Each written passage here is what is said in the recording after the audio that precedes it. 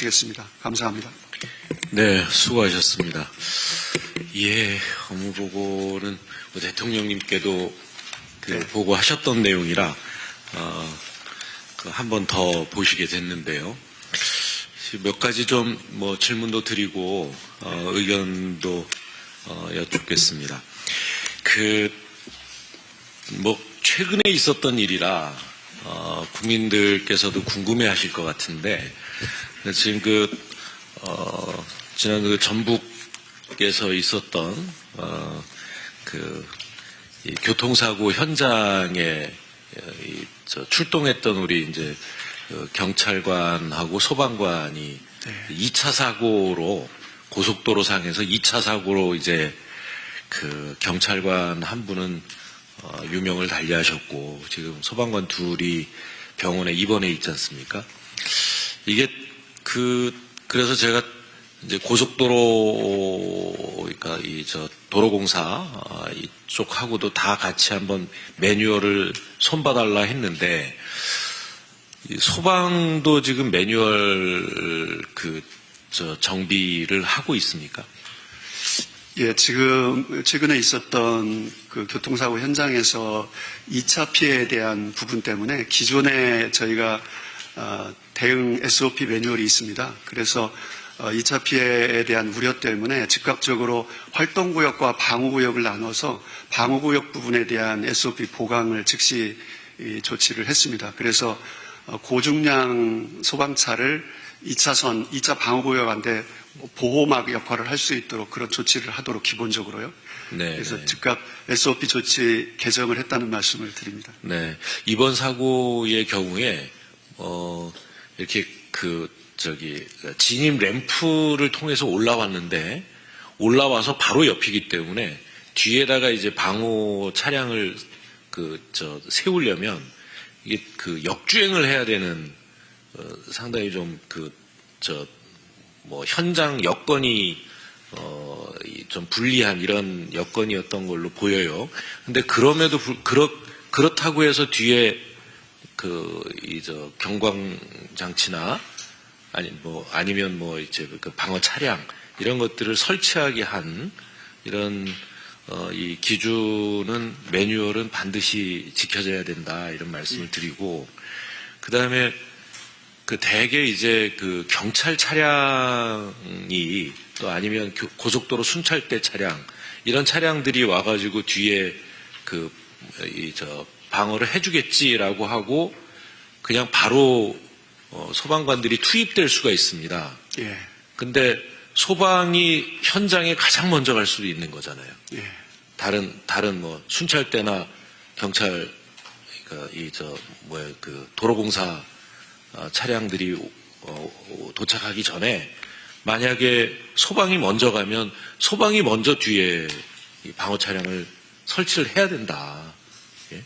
다른 차량이 해줄 거를 믿고 그냥 구조 작업부터 시작하다가는 큰 사고로 이어질 수가 있으니까 예.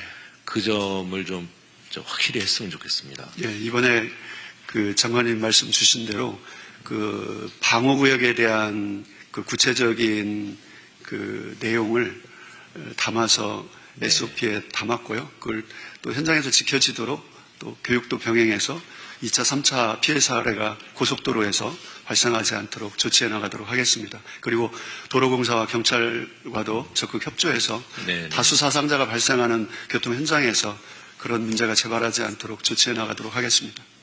2차 사고 같은 경우에 이제 고속도로가 훨씬 더 사고가 클 수 있는데 국도에서도 가끔 일어납니다. 예. 그래서 아마 최근에 한 10년 내에 한 10건 정도, 8건 정도의 2차 사고 희생자가 발생한 걸로 보고가 되거든요. 그러니까 이제 고속도로, 국도 모두 잘 대처를 해 주시기 바라고요. 예, 그렇게 하겠습니다. 예. 그 다음에 이제 첫 번째 보고해 주신 내용이, 4대 전략, 이렇게 해서 정교한 대응입니다. 첫 번째가. 근데 이제 작년에도 대형 산불이 있었고, 그래서 대형 산불에서는 여러 기관들이 이제 협업을 해야 되는데 네.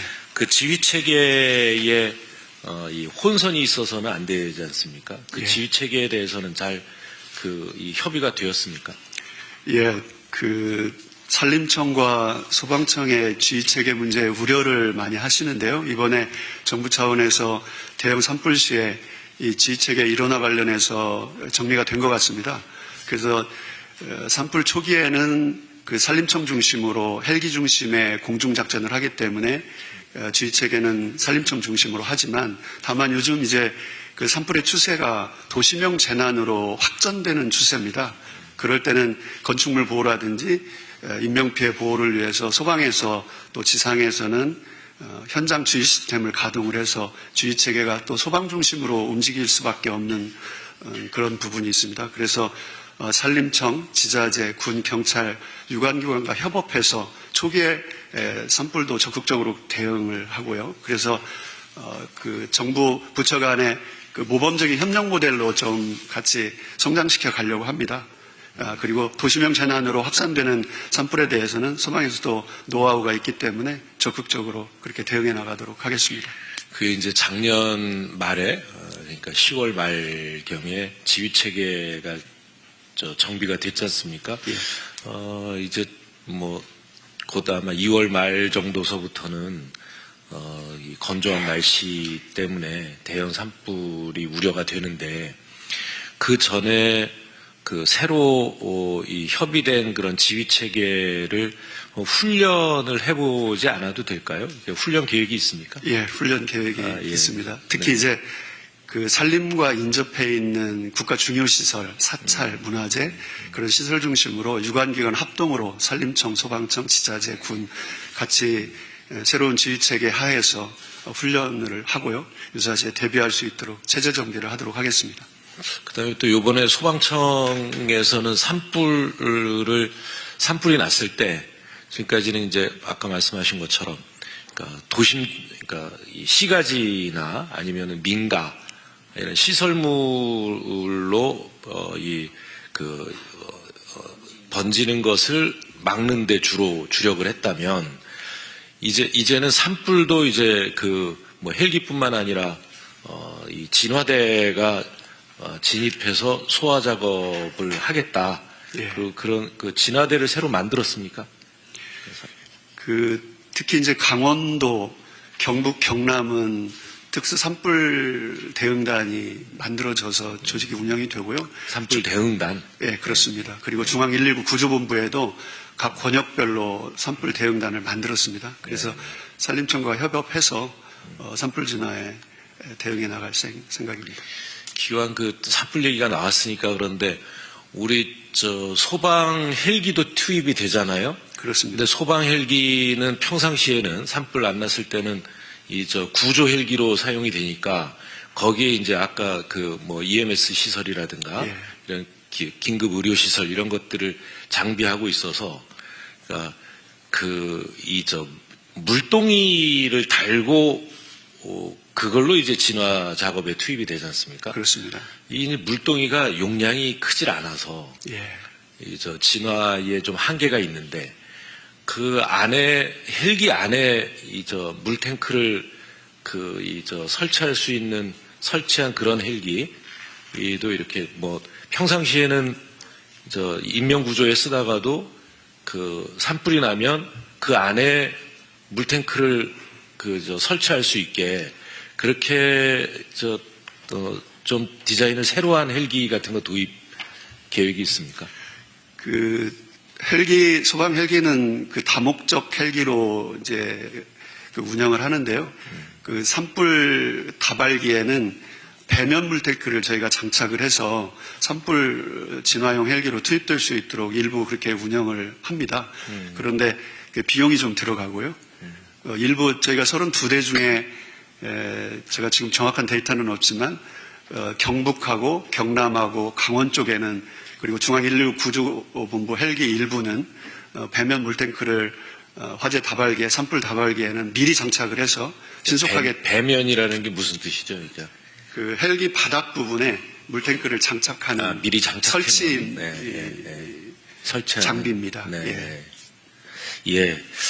그 다음에 지난해 말에 그 산불이 야간에 발생을 하니까 물론 그 당시에는 이제 바람이 세게 불지 않아서 그러니까 그 불이 많이 번지진 않았습니다. 그 날이 밝을 때까지 헬기가 그 진화 작업에 투입이 어렵더라고요. 그렇습니다. 예. 이 야간 산불 진화를 위해서 야간에도 운행이 가능한 무인 드론이라든가 무인기를 이용한 진화 장비를 도입할 계획은 없는지. 지금 그 산불에 특화된 그 헬기 운영은 그 산림청에서 한 40여 대 정도 가지고 있는데요. 근데 주로 관측이잖아요. 그렇습니다. 그러니까 진화에 투입하는 좀 대형 무인기, 대형 드론 이런 것들을 사용할 수 있으면 야간에도 이제 뭐 2, 3월 되면 양간지풍이라고 바람이 굉장히 세게 불지 않습니까? 그렇습니다. 그러면 이제 그 밤에라도 이제 진화를 해야지 그냥 놔두면 산불이 엄청나게 번져서 예. 피해가 커지는데 야간 진화 작업에 대한 대책도 좀 세워 주셨으면 좋겠습니다. 앞으로는 기존의 헬기에도 네. 야간 추적 장치를 탑재를 해서 야간에도 진화 작업이 가능하도록 기술적 장치들을 더 해나가고요. 장관님 말씀 주신 대로 고중량 그 드론을 활용해서 야간에도 바람과 상관없이 투입될 수 있는 그런 기계적인 장치들도 도입할 계획입니다. 네. 우리 재난좀 본부장님 뭐 하실 말씀 있으신가요? 네. 우리 장비기술국장님 그 드론 혹시 장관님 말씀 주셨는데 대용량 드론 지금 개발하고 있는 거라든지 아니면 개발 계획이 어떻다든지 이거 좀 부연해서 설명해 주실 수 있어요? 네, 소방청 장비기술국장 직무대리 한선이라고 합니다. 말씀 주신 드론에 대해서 잠깐 말씀을 드리면 지금 이제 야간에 산불을 진화할 수 있을 정도의 드론이 되려면 고용량이 돼야 되고요. 이제 해외 중국 등에서 있다고 하는데 이제 150kg 정도 이렇게 고용량, 고중량이 필요합니다. 그런 부분까지 가고 또 낙하가 이제 잘못하면 추락의 우려가 있으니까요. 그런 기술적인 부분들을 지금 이제 관계 부처, 그러니까 이제 국토부라든가 그다음에 국방부 이런 다부처 간의 그런 협력으로 해서 그렇게 이제 하고 저희는 또 소방에 특화되는 초고층 건축물에 대한 이렇게 드론 활용 부분이 또 있기 때문에 그런 걸 또 자체 R&D를 하고 있는 중입니다. 그래서 그런 기술적인 부분들이 해소가 돼서 활용을 해야 되기 때문에 그런 거는 지금 조금 추이를 지켜봐야 될 것으로 사료가 됩니다. 이상입니다. 네. 예. 그 다음은 이제 인사 말씀에서도 말씀을 드렸지만 지난번에 홍콩에서 고층 건물, 초고층 건물 화재가 있었지 않습니까? 지금 그래서 초고층 건물에 대해서 전수조사를 하고 있다라고 보고를 받고 있는데 전수조사가 지금 어느 정도 진행이 되었는지요? 작년 12월 말까지 초고층 건축물 140개소하고 준초고층 포함해서 222개소를 완료를 급한 대로 했고요. 그 다음에 금년 6월 말까지 저희가 30층 이상 초고층 건축물이 한 6,500개소 정도 됩니다. 그래서 6월 말까지 전수조사를 해서 사전에 위험 요소들을 차단하고 또 제도적 보완 장치를 강구해 나갈 계획입니다. 예, 제가 듣기로는 초고층 건물 중에 그러니까 고층 건물이 이제 30층 이상이 초고층 건물이고, 그러니까 고층 건물이고 초고층 건물은 50층 이상이라고 그러던데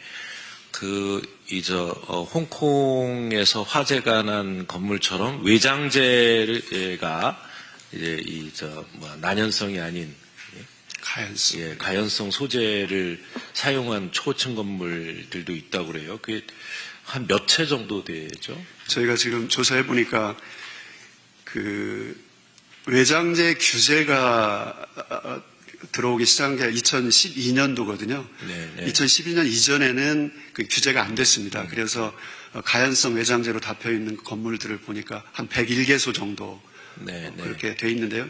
이 부분은 저희가 특단의 조치를 취해야 될 걸로 생각이 됩니다. 왜냐하면 네. 외장재 소급 입법으로 어떻게 처리할 수 없기 때문에 특별 소방검사도 하고 훈련도 하고 교육도 하고 유사시에 어떻게 피난할 수 있는지 입주민들한테 그 피난 교육도 철저하게 해나갈 생각이고요.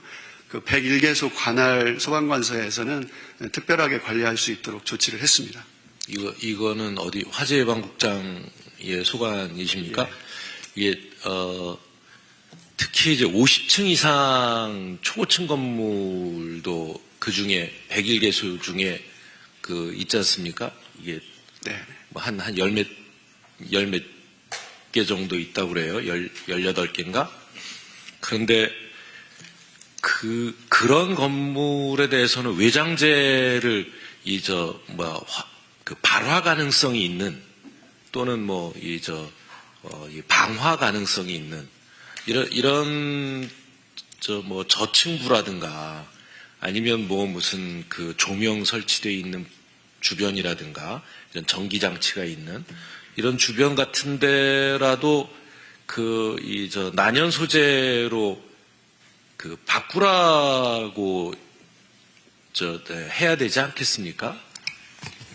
예, 소방청 화재예방국장 직무대리 송호영입니다. 예. 안 그래도 이제 그 저층 부분에라도 바꿔야 되지 않느냐는 장관님 말씀이 있었고요. 안 그래도 저희도 국토부하고 지금 좀 상의를 하고 있습니다. 그래서 전체를 다 바꾸는 경우에는 굉장히 많은 비용이 들기 때문에 밑에 상업적으로 사용하는 밑에 부분이라도 난연성 부분으로 바꿀 수 있도록 어떻게 이제 그 국토부하고 협의를 하고 있는데요. 지금은 그거를 바꾸면 바꾸는 데 대해서의 어떤 그 자금을 지원하는 방안이라든지 이자를 대신 납부해주는 방안이라든지 이런 특단의 대책을 지금 국토부하고 협의를 하고 있습니다. 네. 아니, 이제 그런 고층 건물, 초고층 건물에 이제 가연성 소재를 사용한 초고층 건물 같은 데에 또 입주해 계신 분들도 좀 대책을 논의를 해주셨으면 좋겠습니다.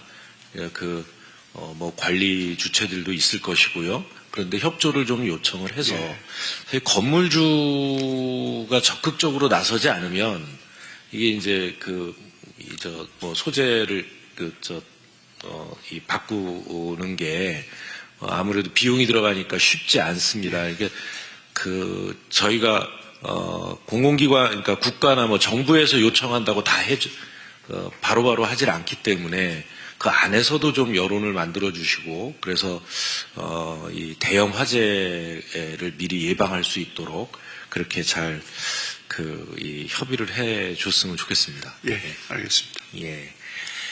다음은 제가 또 궁금한 게 하나 이런 게 있는데요. 이제 우리 소방관들께서 그런 일이 정말 있어서는 안 되는데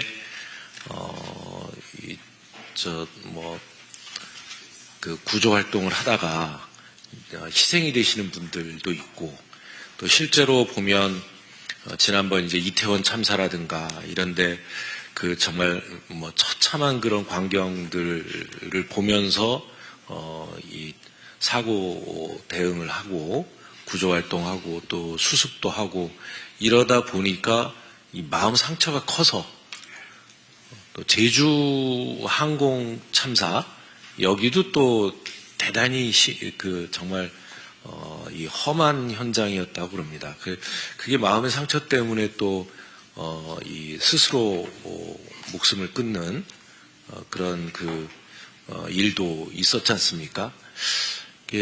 그 마음을 어떻게 치유해드리고 우리 구조대원들의 또 희생을 최소화할 거냐 이런 데 대한 좀 특별한 대책이 필요할 것 같은데 물론 이제 그 뒤에 제도도 좀 보완을 하고 강화를 했어요. 그래서 올해 이제 상담원들이 각 소방서에 일서 일 상담원 이렇게 이제 배치를 할 수 있게 됐다. 그건 참 잘된 일이지만 평소에 그렇게 관리를 하면서도 아주 상처가 깊으신 분들을 가만 보면 그냥 스스로 알아서 병원에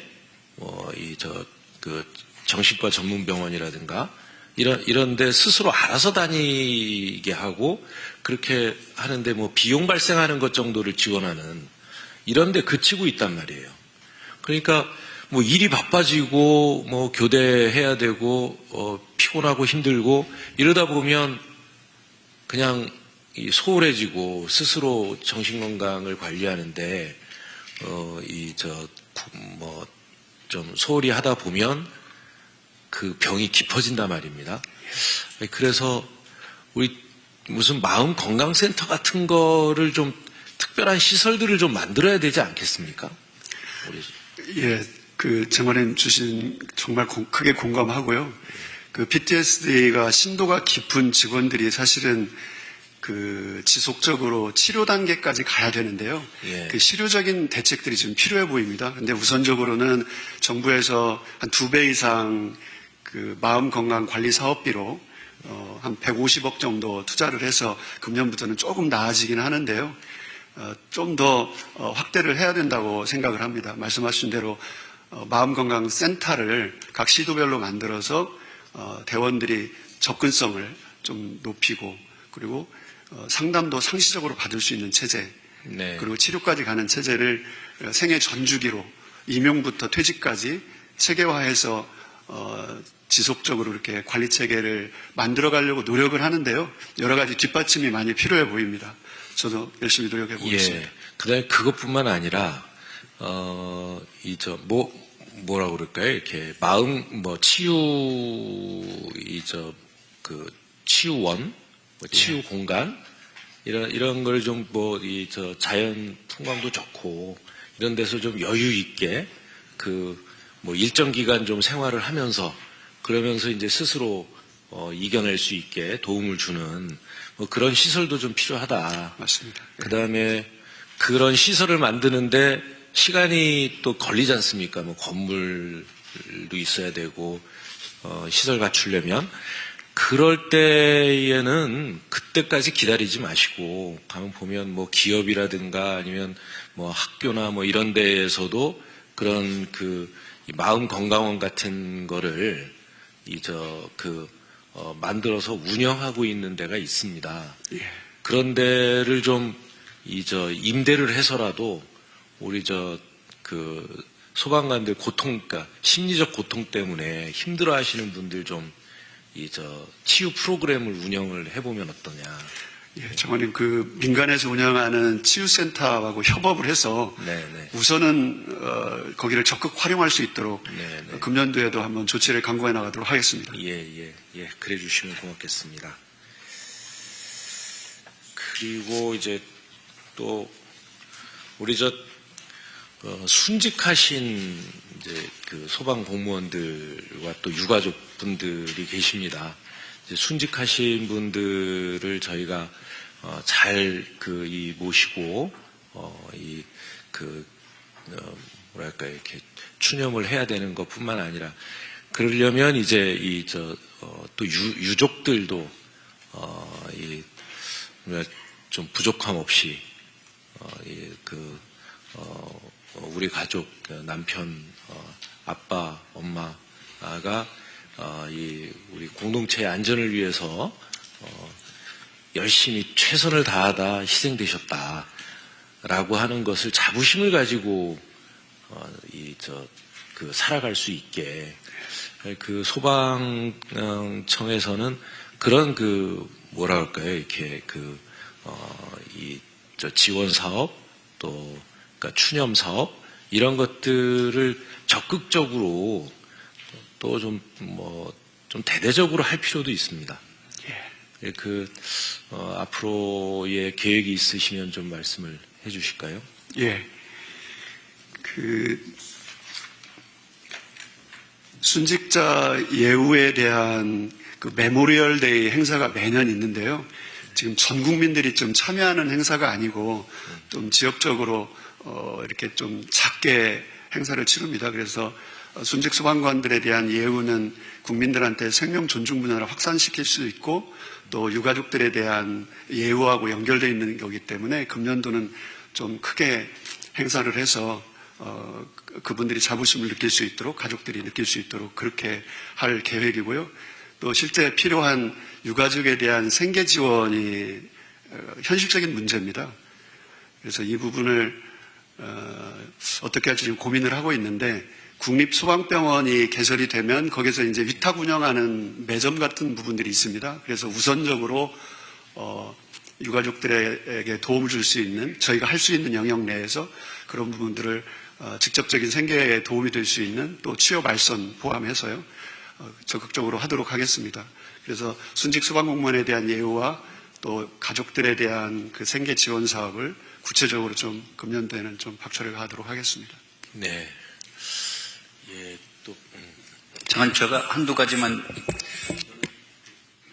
미안한데 제가 이제 오늘 그 소방공무원 분들하고 업무 얘기한다고 하니까 물어봐달라는 게 몇 개 있더라고요. 그래서 그걸 좀 한두 가지만 여쭤봐 드리겠습니다. 국민들이 이제 궁금해하는 것 중에 고층 건물에 불 나면은 소방이 저거 끌 수 있을까? 저 50층, 60층짜리 저거 끌 수 있을까? 저거 도대체 어떻게 끄지? 그런 거에 대한 이제 생각을 많이 하시고 어떻게 끄는지 끌 수 있는 역량이 있는지 혹시 뭐 부족한 건 없는지 어떻게 대비하고 있는지 이거에 대해서 이제 한번 궁금하다고 물어봐 달라고 하더라고요. 혹시 고층 건물 많이 궁금해하실 것 같고요. 특히 이제 홍콩 화재 이후에 그게 이슈가 되다 보기 때문에 그런 것 같습니다. 초고층 건물에 화재가 나면 20층 이하 같은 경우는 고가 사다리차를 활용해서 화재 진압과 인명 대피를 할 수 있고요. 또 20층 이상인 경우에는 그 초고층 건축물 내에 있는 옥내 소화전, 스프링클러 소화 설비, 연결 송수관 설비 등을 통해서 화재 진압이 가능합니다. 그런데 이제 어느 층에서 화재가 났는지가 굉장히 대피하는 것도 다 다른 것 같습니다. 제일 중요한 것은 초고층 건축물에 있는 방제실에서 초기에 입주자들한테 피난 방법, 구체적인 피난 방법을 안내하는 것이 굉장히 중요하기 때문에 소방관서에서는 시나리오별로 멘트를 정해서 방제실에서 멘트를 입주민들한테 즉각적으로 할 수 있도록 대피가 가장 중요한 거니까요. 화재 진압도 중요하지만 그래서 그런 화재 진압과 인명 대피에 대한 것들을 구체적으로 교육 훈련 과정에서 지역 단위에서 할 수 있도록 그렇게 조치해 나가고 있고요. 우선은 이제 예방이 제일 중요한 것 같습니다. 초고층 건축물에 화재가 나면 사실은 저희가 이렇게 말씀을 드리지만 답이 없습니다. 답이 없을 가능성이 높습니다. 그래서 우선은 예방에 중점을 둬서 입주민들도 화재 예방을 이 자리를 빌어 좀 당부 좀 드리고 싶고요. 소방관서에서도 특별 소방 검사를 제대로 해서 사전에 위험 요소들이 제거될 수 있도록 그렇게 해나가도록 하겠습니다. 사람들이 궁금해하는 게 고가 사다리차가 몇 층까지 불 끌 수 있냐, 몇 층까지 올라가냐, 그거를 계속 궁금해하더라고요. 각 시도별로 이제 70m까지 고가차가 보급이 돼 있어요. 그게 이제 따져보면 한 20층에서 23층 정도. 그 지역 그 주변 여건에 따라서 좀 전개 각도에 따라 좀 다릅니다. 23층, 20층까지는 커버가 되고요. 그 다음에 53m짜리도 있고 23m짜리도 있고 유형이 한 서너 가지가 있습니다. 그래서 아주 초고층은 접근이 안 되지만 20층 이하는 유용한 장비로 활용될 수가 있습니다. 네. 좀 껄끄러운 질문도 해도 되죠?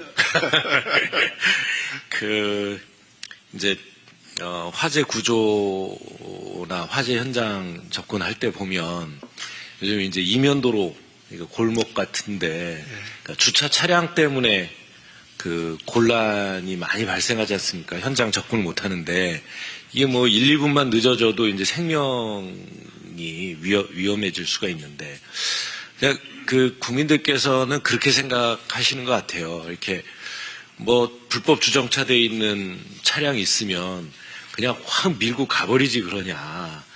그런데 그렇게 확 밀고 가도 되는 겁니까? 아니면 그렇게 하는 경우에 뭐 이 배상 문제라든가 좀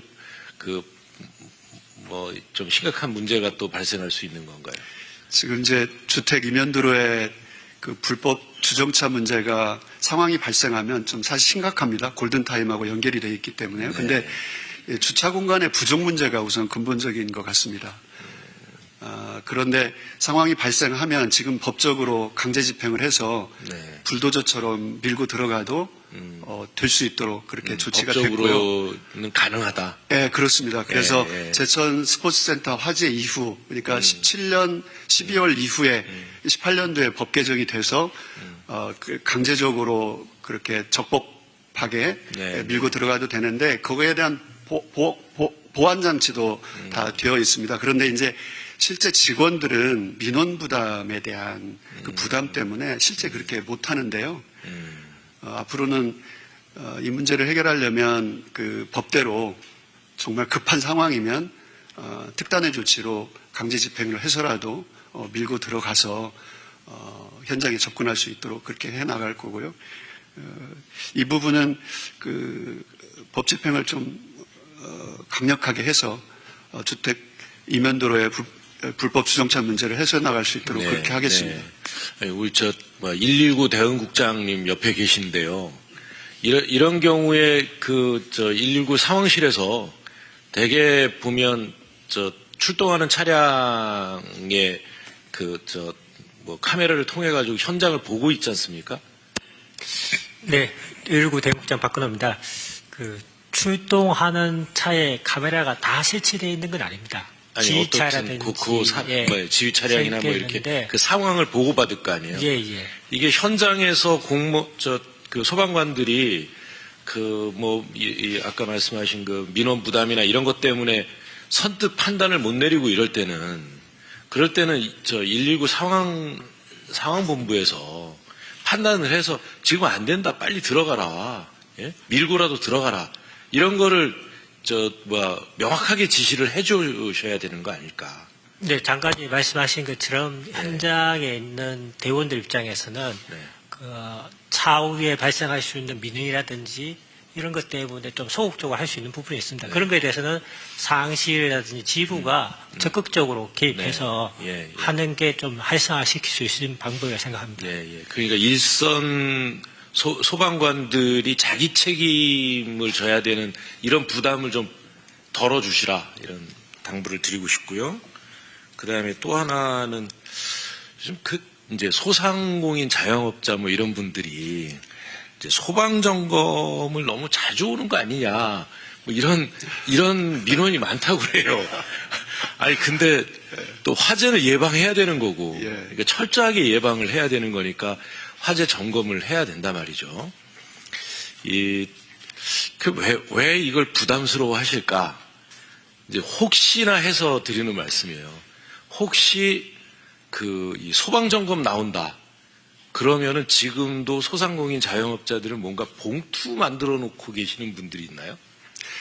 지금은 그 산업화 시대에는 그랬는데요. 지금 이제 거의 다 없어졌습니다. 네, 아니 거의 다예요. 아니 완전히 없어졌어요. 아주 없어졌습니다. 아주 없어졌다고 생각이 들고요.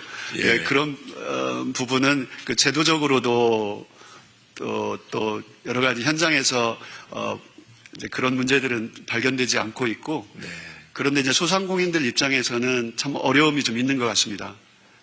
특히 이제 건물주 같은 경우는 시설 보안에 대한 비용 부담으로 연계가 되기 때문에 그런 부분에 대한 우려를 좀 많이 하는 것 같은데요. 결과적으로 보면 사실은 저희가 특별 소방검사, 소방관들이 하는 소방 건물들이 1년에 한 15만 건 정도 됩니다. 전체 분량 중에서는 한 10% 내외 정도밖에 안 되거든요. 그런데 사실은 직접 소방관들이 건물에 진출해서 검사를 하게 되면 그 건물의 안전은 그만치 담보를 할 수 있는 거기 때문에 좋은 쪽으로 국민들께서 그렇죠. 해석해 주시면 좋겠습니다. 그러니까 이제 그 건물주가 됐든 아니면 이제 자영업을 하시는 분들이 됐든 그게 이제 그 소방 점검을 해 주는 거를 고맙게 생각을 해야 되거든요. 다소 좀 부담이 들어가더라도 더 큰 피해를 막는 길이니까. 그렇습니다. 그래서 고맙게 생각을 해야 될 텐데 부담을 느낀다라고 하는 것은 아직 뭔가 좀 실질적인 부담이 아니라도 심리적인 부담은 있는 거 아닌가. 그래서 아무튼 이 방송을 보시는 국민들께서도 소방 점검에 되면 그 어떤 이 화재 예방을 위한 그런 이 도움을 드리기 위한 것이지 조금이라도 부담을 드리려고 하는 게 아니다. 이런 것들을 잘 이해를 해 주셨으면 좋겠고요. 그 다음에 시정 조치나 이런 것들은 적극적으로 응해 주셔서 화재를 미연에 방지하도록 해달라. 이런 걸 말씀을 드림과 동시에 절대 이제는 이 봉투 같은 거 준비 안 하셔도 된다. 그런 부담 느끼시지 말라. 또 그 다음에 영업시간 바쁠 때 소방점검하러 가는 건 좀 자제를 해 주시기 바랍니다. 왜냐면 영업 방해가 될 수도 있다. 이런 건데요. 그러니까 손님이 없을 때 이런 한간 시간 이럴 때를 좀 잘 택해서 그래서 부담을 최소화하는 그런 이 일을 해주시고 또 그런 믿음을 드리기 위해서는 예를 들어서 무슨 그쪽에 이제 상가 연합회라든가 또는 전통시장 같은 경우도 상인 연합회들이 있지 않습니까? 그런 상인 연합회 측과 함께 소방 점검을 한다든가 또는 시민사회 단체와 같이 가서 이거 아주 투명하게 한다는 거를 느낄 수 있게 그렇게 하면 어떨까 싶습니다.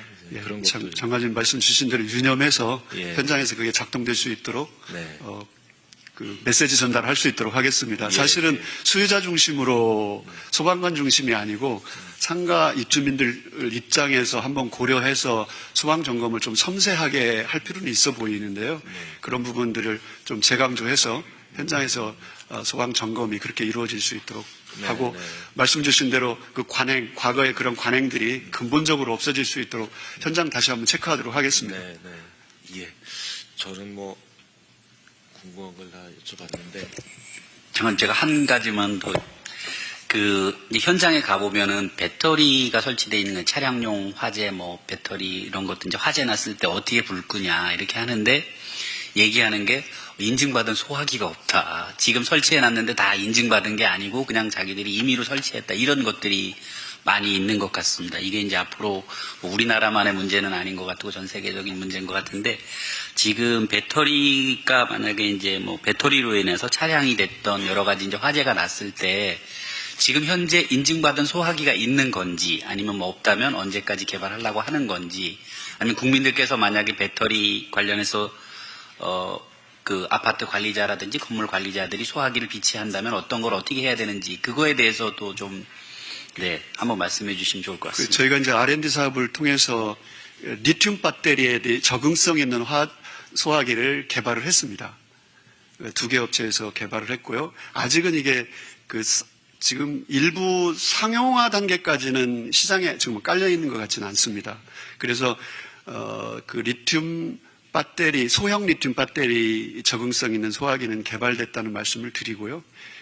그게 이제 실증 단계도 거쳤습니다. 거쳐서 이제 조만간에 시장에 많이 확산돼서 나갈 것 같습니다. 그런데 이제 전기차에 내장되어 있는 또는 ESS 배터리 저장소와 들어가 있는 리튬이온 배터리에 대한 적응성 있는 소화기는 아닙니다. 그거하고는 좀 다르고요. 소형 리튬 배터리에 대한 적응성 있는 소화기는 개발됐다는 말씀을 드리겠습니다. 마지막으로 지금 이제 불났을 때 보면 이제 소방관 분들이 막 이렇게 땀 엄청 흘리시면서 컵라면 먹고 있고 막 쉴 데 없으셔가지고 언론에서 보면은 이 소방관 분들 고생하시는데 처우가 막 엄청나게 안 좋다 막 이렇게 하시는데 혹시 소방관 분들 막 식사하시거나 현장 출동하셨을 때 문제되고 이런 상황은 없는 거죠? 제가 차장으로 오고 나서요. 데이터 센터하고 울산하고 광주 현장, 붕괴 현장에서 보니까 지자체에서도 그렇고 행안부에서도 그렇고 또 적십자 단체에서도 그렇고 즉각적으로 초기에 식수 문제를 굉장히 이렇게 보이지 않게 세팅을 금방 합니다. 그래서 현재 이제 소방관들이 그런 어려움은 없는데요.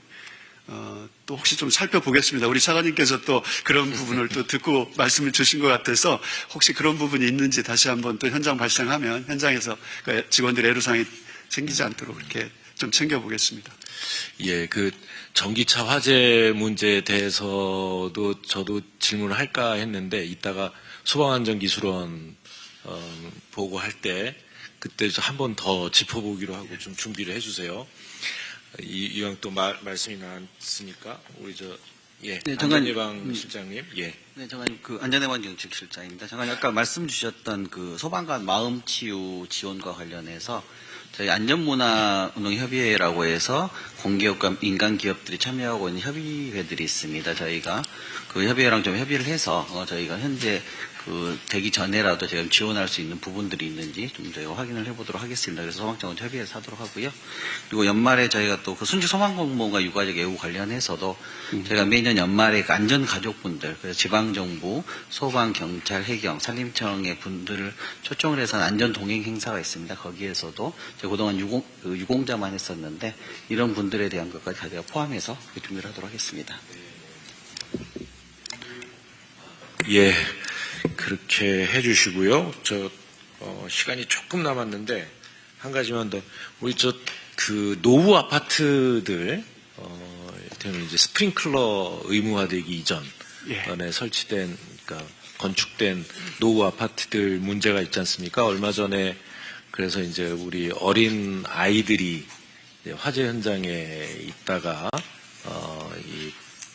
희생되기도 했는데, 노후 아파트 화재 예방에 대해서는 지금 그 뒤에 어느 정도 점검이 됐는지, 그 다음에 또 이제 어린이, 그러니까 맞벌이 부부들 같은 경우나 조선가정 이런 것처럼 어린이들 이제 돌봄 취약 세대에 대한 화재 시 대응 체계 이런 것들은 어떻게 준비하고 계신지 합니다.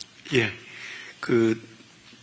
전국의 노후 아파트 중에서 스프링클러가 설치되어 있지 않는 노후 아파트가 제일 문제고요. 그리고 입주민 중에서는 피난약자, 노인층과 장애인, 어린이들이 거주하고 있는 그 세대가 제일 문제인데, 한 2만 5천 단지 정도는 긴급 점검을 했습니다. 긴급 점검을 해서 저희가 이제 과태료 12건, 그 다음에 행정명령 1,500여 건을 해서 위험 요소들을 사전에 좀 조치를 했고요. 그리고 초기에 피난을 돕기 위해서 단독 경보형 감지기를 보급 사업을 하고 있습니다. 그래서 3년 사업을 하고 있는데 이게 15만 가구 정도 하면 저희가 270억 정도 소요되는 사업이 있습니다. 그래서 3년 사업으로 노후 아파트에 대한 단독 경보형 감지기 보급 사업을 같이 진행을 하고 있습니다. 그리고 피난 약자들에 대한 노후 아파트에 거주하는 피난 약자들에 대한 안전교육도 지역 단위에서 지금 계속 실시를 하고 있고요. 또 초등학교 3,400개교 그리고 한 50여만 명 정도 교육을 실시하고 있는데, 이것은 저희가 이 3년 사업을 하면서 교육 사업을 좀 지속적으로 같이 해나갈 생각입니다. 그리고 한 가지는 미리 등록하면 피난약자들에 대한 정보가 119 상황실에 미리 등록을 하면 화재 신고가 접수되는 그 초기에 그분들한테 메시지를 보내서 미리 대피할 수 있는 화재 안심콜 제도를 금년 1월부터 지금 시행을 하고 있습니다. 그래서 이것을 좀 홍보를 좀 해서 많은 분들이 이 서비스를 이용할 수 있도록 그렇게 할 생각입니다.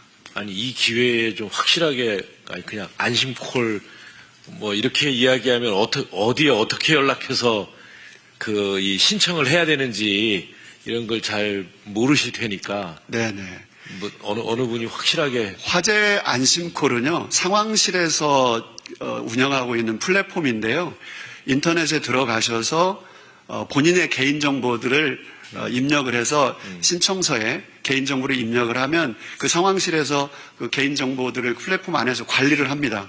그래서 신고가 접수가 되면 저희가 그 세대에 자동으로 빨리 대피할 수 있도록 그 알림 문자를 보내는 체계거든요. 그래서 국민 여러분들께서 각 지역 단위 소방관서에 상황실에 홈페이지에 들어오셔서 신청서 작성하시고 개인정보 입력해 주시면 그게 이제 유사시에 저희가 상황실에서 활용되는 거기 때문에 많이 활용해 주시면 좋겠습니다.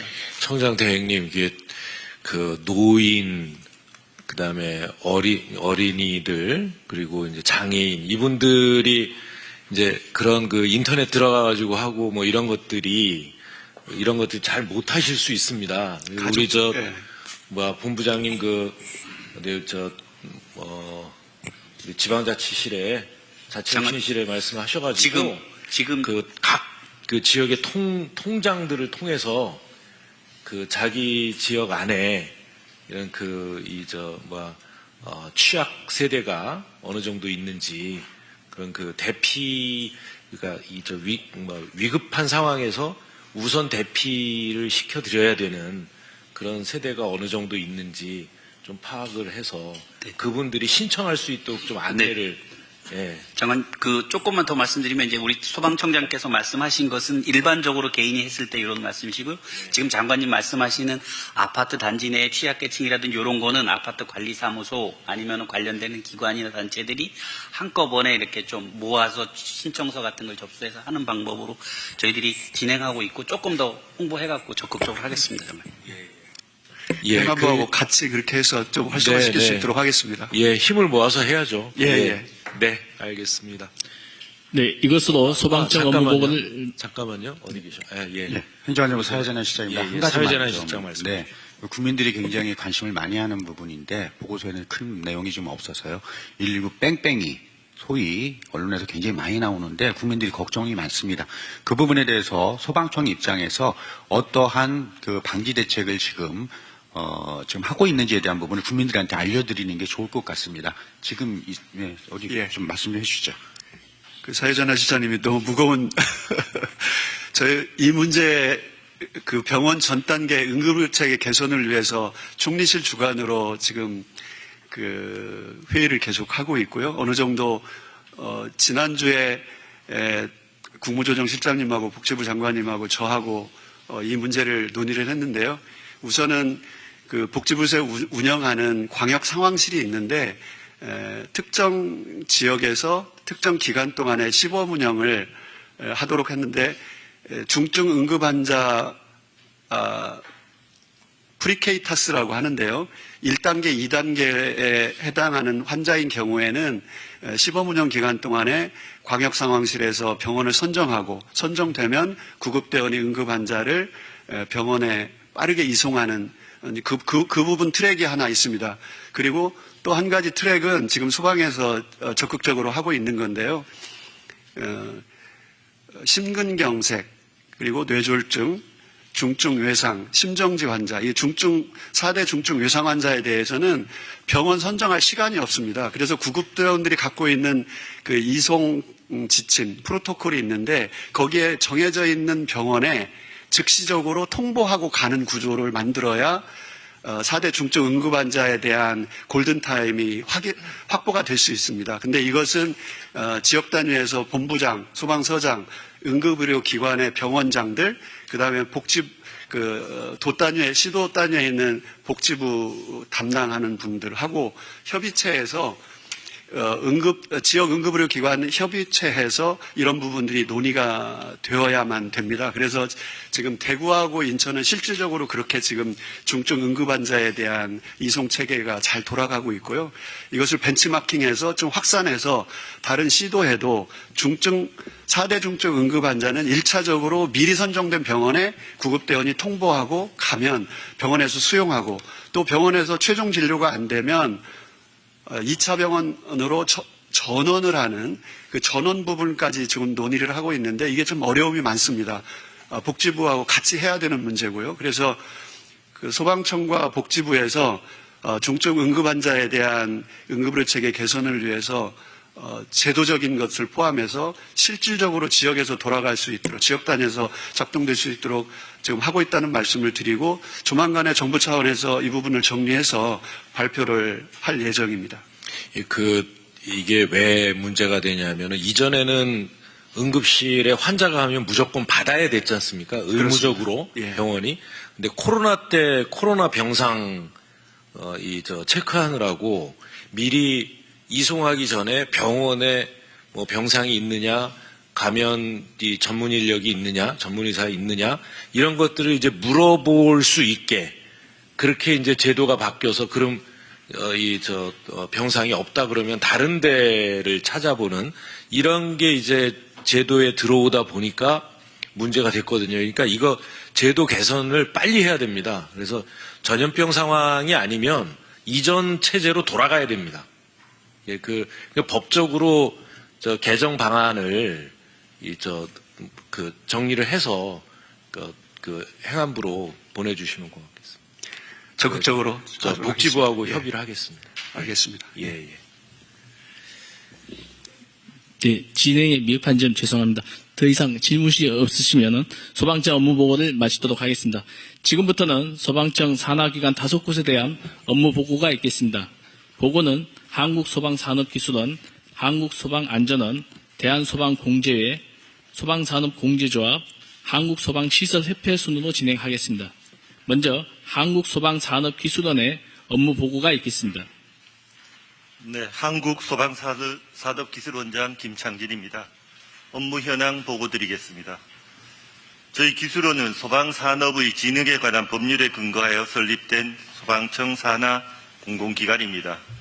기관의 주요 업무는 소방산업 진흥과 소방용품에 대한 품질관리, 위험물 저장 시설에 대한 안전관리, 소방차량 등 소방장비 검사와 운용 교육 업무를 담당하고 있습니다. 참고적으로 조직 정원은 284명이며 금년도 예산 편성은 1,069억으로 별도의 정부 예산 지원 없이 전액검 인증 수수료 등의 수입으로 운영되고 있습니다. 2025년도 주요 업무 성과입니다. 소방산업 진흥을 위해 53개의 규제 혁신 과제를 시행하였으며 기술 지원과 특허 발굴, 수출 지원을 강화한 바 있습니다. 또한 배터리로부터 국민 안전을 지키기 위해 전기차, 리튬 배터리 화재에 대한 소화 성능 기준도 마련하였습니다. 산불, 재난 등 현장에 출동하는 소방 차량에 대한 정비 지원을 통해 공공기관의 사회적 책임을 다하기 위해 노력하였습니다. 경영관리 분야에서는 산업안전보건공단 위험성 평가에서 우수사업장으로 선정되었으며 지난 10년 동안 무죄를 달성하고 있습니다. 개인정보보호 및 행정안전부 주관 공공기관 데이터 제공 평가에서 2년 연속 최우수 등급을 달성하였으며 지역사회 공헌을 위한 노력으로 보건복지부 장관상을 수상하기도 하였습니다. 2025년은 소방산업 진흥을 위한 규제 혁신으로 기업이 체감하는 변화를 실현하는 한 해였다고 평가됩니다. 다음은 2026년도 업무 계획에 대해 보고 드리겠습니다. 금년도 저희 기술원은 안전은 더 강화하고 사업은 더 키우고 기관은 더 혁신하겠다는 비전을 바탕으로 국정과제와 연계한 4대 분야 중점 과제를 추진하겠습니다. 첫째, 소방산업 진흥을 위해 AR 로봇 등 신기술 기업을 체계적으로 지원하고 스마트 제조 공정 지원을 확대하겠습니다. 둘째, 소방산업의 글로벌 경쟁력 강화를 위해 조달청, 코트라 등 관련 기관과 협력하여 K-소방 수출 플랫폼을 구축하겠습니다. 아울러 소방용품의 해외 인증 지원도 원스톱 지원 체계를 구축하여 기업체의 비용과 시간을 대폭 절감하겠습니다. 셋째, 첨단 소방 장비 개발을 위해 R&D 투자를 확대하고 리튬 배터리 화재 시험을 위한 테스트 베드를 구축하겠습니다. 넷째, 규제 혁신을 통해 영세 소방기업체의 수수료 부담을 경감하고 직원의 보수 체계를 직무 중심 보수 체계로 전환할 예정입니다. 특히 금년도부터 3년간 R&D 예산 320억을 투입하고 지속적인 규제 개선을 통해 소방산업이 진짜 성장할 수 있는 환경을 조성해 나가겠습니다. 이상으로 업무 보고를 마치겠습니다. 감사합니다. 다음으로 한국소방안전원의 업무 보고가 있겠습니다. 예, 한국소방안전원 원장 이상규입니다. 업무 보고 드리겠습니다.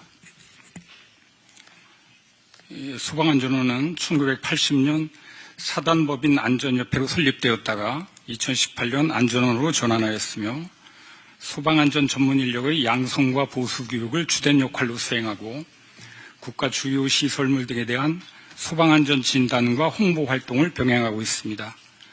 정원은 230명이며 지역적 안전교육과 진단 점검을 위하여 15개 지부를 운영하고 있습니다. 안전원의 지난해 성과로 자격 취득교육 10만 600여 명, 현업 안전관리자 보수교육 27만 2천여 명 등 약 38만여 명에 대한 소방안전 전문교육을 실시하였고 국가 주요 시설물 481개소, 대형 건축물 42개소, 대학 실험실 등 27개소에 대한 진단과 소방안전관리 대상, 소방동요제 등 안전문화 행사와 화재 예방 캠페인을 실시한 바 있습니다. 경영실적으로는 교육사업 수입 251억 등 총 468억의 수입을 거두어 전년 대비 23억 증가한 수입을 얻었고 운영비용 절감 노력을 병행하여 재무 건전성 확보와 전문 역량 강화의 기반을 마련하였습니다. 다음 페이지입니다.